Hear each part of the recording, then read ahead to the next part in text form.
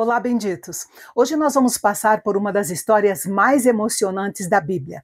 Ela traz muitos aspectos dramáticos, como a inveja, a integridade, o poder de Deus, violência e até animais selvagens. Vamos então para o 6º capítulo da nossa série.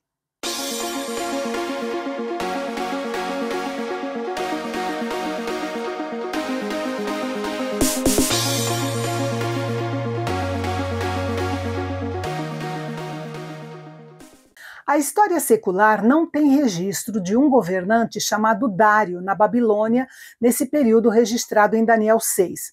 Isso tem gerado muitas discussões entre os estudiosos. No entanto, há algumas explicações possíveis sobre a pessoa de Dário, começando pelo fato de que, na verdade, Dário talvez fosse um título honorífico, que significa portador do cetro. Outra possibilidade é que Dário fosse simplesmente outro nome para Ciro, a quem a história secular atribui o governo do Império Medo-Persa nesse período. Pode ser também que Dário fosse, na verdade, Cambises, filho de Ciro, que serviu como governante sob o comando de seu pai e mais tarde herdou o trono de todo o império. E uma outra explicação possível é que Dário era um antigo oficial conhecido nos documentos antigos como Gubaro, a quem Ciro nomeou governante da Babilônia imediatamente após sua captura. E essa terceira explicação parece ser a mais coerente. Documentos antigos mostram que esse homem, Gubaro, tinha o poder de fazer nomeações, reunir o exército, cobrar impostos e possuir palácios. Gubaro era, em um sentido muito real, o rei da Babilônia. Daniel estava com mais de 80 anos quando foi escolhido para ser um dos 3 presidentes diretamente subordinados a Dário e se destacou dos outros porque tinha um espírito excelente. Por isso, o rei pensou em colocá-lo sobre todo o reino como primeiro-ministro. É claro que isso despertou ciúmes entre os outros oficiais da corte, que começaram a procurar motivos para acusar Daniel. Mas Daniel era um homem tão fiel que eles não encontraram absolutamente nada. Imagine um homem ocupando um cargo político há mais de 50 anos, que é submetido a uma investigação minuciosa, mas não se encontra nada de errado na vida e na carreira dele. Nenhuma fraude, nenhum escândalo interno, nenhum acordo comercial questionável, nenhum suborno, nada. Isso não quer dizer que Daniel não tivesse pecado, mas sim que era um homem muito íntegro. Seria muito bom que todo cristão tivesse essa mesma fama. O mundo não pode conhecer a Bíblia, mas consegue identificar egoísmo, presunção e desonestidade quando os vê. De fato, o mundo é um péssimo crítico do nosso cristianismo, porque não conhece, mas é um ótimo crítico da nossa conduta, porque pode vê-la no nosso dia a dia. Os inimigos de Daniel, então, tentaram apanhá-lo, criando uma lei que o proibisse de adorar o seu Deus. Apelaram para o desejo de Dário de ter um reino unificado, sugerindo que todos os súditos do antigo domínio babilônico fossem obrigados a reconhecer a autoridade da Pérsia. Essa era a isca, mas o verdadeiro objetivo deles era destruir Daniel. É claro que eles mentiram quando disseram que todos os governadores concordaram com a ideia, porque Daniel fazia parte do governo e não foi consultado. Havia um princípio estabelecido no Império Medo-Persa que quando um rei assinava e instituía formalmente um decreto, nem mesmo o próprio rei poderia alterá-lo, porque acreditava-se que ele falava pelos deuses, que nunca erravam e, portanto, não precisavam mudar de ideia. Quando Daniel soube do decreto, foi confrontado com um teste de lealdade. Ele era um súdito leal do rei, mas sabia que o rei dos reis merecia uma lealdade ainda maior. Por isso, recusou a dar ao governo a medida de obediência que pertencia somente a Deus. Daniel não permitiu que o decreto mudasse sua rotina. Ele não orou mais nem menos, simplesmente continuou sua vida normal de oração. Ele orava 3 vezes ao dia, com as janelas abertas voltadas para Jerusalém, conforme o rei Salomão havia instruído em sua oração de dedicação do templo. Note que Daniel era um dos 3 presidentes do império, mas não negligenciou sua vida de oração. Seu coração estava em contato com o céu, mas 3 vezes por dia ele separava tempo para estar a sós com Deus. Aqueles homens não precisaram esperar muito. Como era de se esperar, logo encontraram Daniel em oração.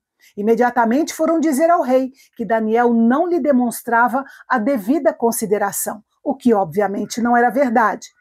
Ao ouvir o relato daqueles homens, o rei ficou muito penalizado, porque entendeu que a verdadeira finalidade da lei era prejudicar Daniel, a quem ele respeitava. Ao mesmo tempo, ele sabia que era o responsável. Ele trabalhou com urgência o máximo que pôde para livrar o velho profeta judeu daquele castigo, pois, de acordo com o antigo costume oriental, a execução devia ser realizada na noite do mesmo dia em que a acusação era feita. Mas, no final do dia, Dário teve de chamar Daniel e ordenar que ele fosse levado para a cova dos leões. Dário tinha fé no Deus de Daniel, uma fé nascida da confiança que via no convívio com ele. E assim, com mais de 80 anos, Daniel foi lançado na cova de leões. Foi posta uma pedra sobre a boca da cova, selada com argila, que o rei e seus nobres selaram com seus anéis. Esse selo pode ter sido, de certa forma, para proteger Daniel, pois o rei sabia que Daniel tinha inimigos poderosos que poderiam matá-lo caso os leões não o fizessem. E então Dário viveu a pior noite da sua vida. Não quis comer, não quis nenhum tipo de entretenimento que era comum antes de dormir e passou a noite em claro, angustiado. Sem dúvida, Daniel teve uma noite de sono melhor que a de Dário. Com certeza, Daniel orou na cova de leões, afinal, o hábito da oração estava bem arraigado em sua vida. E com certeza a sua noite foi gloriosa, com os leões e o anjo enviado por Deus para lhe fazer companhia. Ele passou as vigílias noturnas com mais estilo do que o rei Dário. Logo que amanheceu, em seu desespero, Dário correu para a cova dos leões com uma voz triste e chorosa, chamando por Daniel. E, para a surpresa do rei, a voz forte e saudável de Daniel respondeu com uma saudação típica da corte: Ó rei, vive para sempre. E completou dizendo que Deus tinha enviado seu anjo para fechar a boca dos leões. Uma alegria imensa encheu o coração do rei por saber que o Deus de Daniel, de fato, era um Deus vivo e verdadeiro.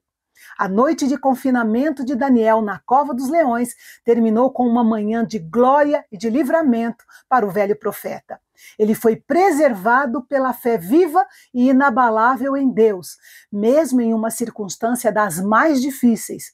Por causa desta fé, Daniel é reconhecido como alguém que fechou a boca dos leões. Depois desse episódio, o rei estava disposto a fazer justiça àqueles que conspiraram contra Daniel, tanto a eles quanto às suas famílias. Embora isso pareça severo demais para nós, era uma prática comum entre os persas. Por causa da culpa de um, toda a família era punida.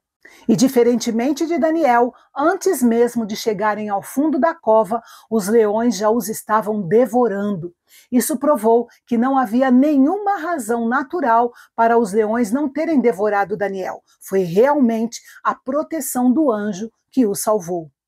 Depois, o rei Dário publicou um decreto para todo o império, ordenando que seus súditos mostrassem temor e reverência com o Deus dos exilados hebreus, o Deus de Israel.